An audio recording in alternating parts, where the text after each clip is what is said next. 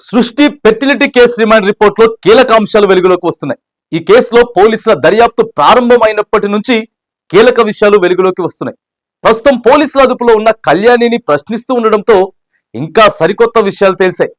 దందా కొనసాగిస్తున్న డాక్టర్ అట్లూరి నమ్రతకు వచ్చిన అక్రమ సంపాదనలో కళ్యాణికి కూడా వాటా ఇచ్చినట్లుగా వెల్లడైంది.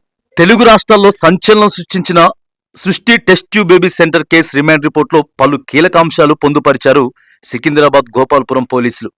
సరోగసి విధానంలో బిడ్డల్ని కావాలనుకునే దంపతులను మోసగించడంలో కేసులోని A3 కళ్యాణి అచ్చయ్యమ్మను కీలకంగా పనిచేసినట్లు రిపోర్ట్లో పేర్కొన్నారు. 2012లో సృష్టి సెంటర్లోకి ANM నర్సుగా ఎంట్రీ ఇచ్చిన కళ్యాణిని 2020లో వైజాగ్ బ్రాంచ్ మేనేజర్గా అపాయింట్మెంట్ చేసింది డాక్టర్ నమ్రత. ఈ ఇద్దరు కలిసి పిల్లల కోసం వస్తున్న దంపతులకు సరోగసి విధానంలో సంతాన భాగ్యం కల్పిస్తామని చెప్పి మోసాలకు పాల్పడ్డారు. ఏజెన్సీ నుంచి పిల్లలను సేకరించి సరోగసి ద్వారా బిడ్డలు పుట్టారంటూ క్లయింట్స్కు అప్పగించారు. ఇలా అక్రమంగా సంపాదించిన సొమ్ములో కళ్యాణికి వాటాలు పంచినట్లు డాక్టర్ నమ్రతపై అభియోగాలు మోపారు. కళ్యాణి సహకారంతో వచ్చే దంపతులను మాయచేసి సరోగసి బిడ్డ అంటూ అప్పగించారని తేల్చారు. కేసులోని నిందితులకు బెయిల్ ఇచ్చే సాక్షులను తప్పుదోవ పట్టించి సాక్ష్యాలు తారుమారు చేసే అవకాశం ఉందని రిమాండ్ రిపోర్ట్లో పేర్కొన్నారు పోలీసులు. ఇక ఈ కేసులో ఇప్పటి వరకు మొత్తం 39 మంది సాక్షులను రిపోర్ట్లో జోడించారు పోలీసులు. అలాగే సృష్టి కేసు బేబీ సెంటర్లో జరిపిన సోదాల్లో 2.37 లక్షల రూపాయలు స్వాధీనం చేసుకున్నారు.